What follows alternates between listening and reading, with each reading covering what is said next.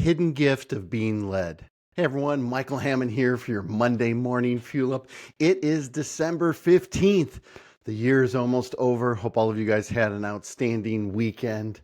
I had a great weekend and an even better week last week. There's a moment in every parent's life that catches you off guard.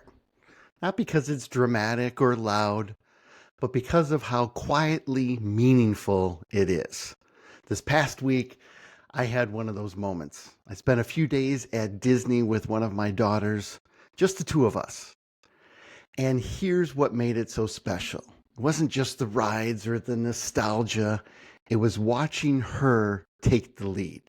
She works in data science, and let me tell you, she planned this trip like she was launching a mission to space. She knew exactly how to navigate the lightning lanes, when to make mobile reservations, when to rest, when to move, and how to beat the crowd to every major ride.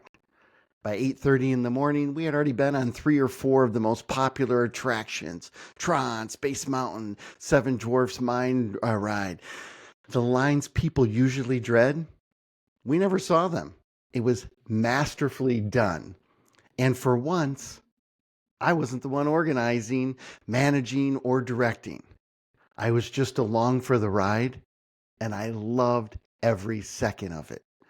But here's what really struck me. It wasn't the efficiency that made it beautiful. It was the exchange of roles, that silent, powerful shift when your adult child becomes the guide. There's something profoundly moving about when realizing they want to be with you, not out of obligation, but out of love. And more than that, they want to lead you, to care for you, to pour into you the way that you've spent a lifetime doing for them. In that moment, the joy wasn't just about Disney.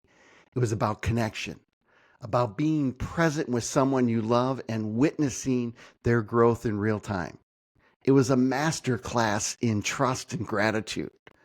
That whole experience got me thinking about something I read over the weekend by Brian Johnson when he was discussing Wattles' book, The Science of Being Great.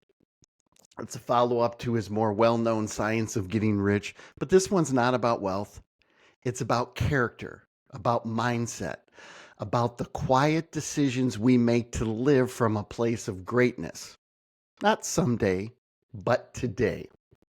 Wattles went on to state, greatness begins within. You don't wait for credentials, for a title, or even for permission. You decide. You choose to think great, act great, live great, and the results will follow. And he's right. Because that day at Disney reminded me, greatness isn't always loud or public. Sometimes it looks like thoughtfulness, planning, quiet confidence, a desire to create joy for someone else. It looks like my daughter walking us through the gates of the Magic Kingdom, not for her, but for me. That's greatness. That's leadership. That's love in motion. So here's the challenge as we step into this week, the week of December 15th. What's one choice you can make today that the greatest version of yourself would make? Not the busiest version, not the safest version, the version that leads with intention, with clarity, and with love. Maybe it's giving someone else space to lead. Maybe it's planning with excellence so others can rest. Maybe it's showing up fully, even when we don't have to. Because as Wattles states, greatness isn't accidental, it's intentional. And that kind of greatness, it's available to all of us starting today. Go out there and have an amazingly blessed week.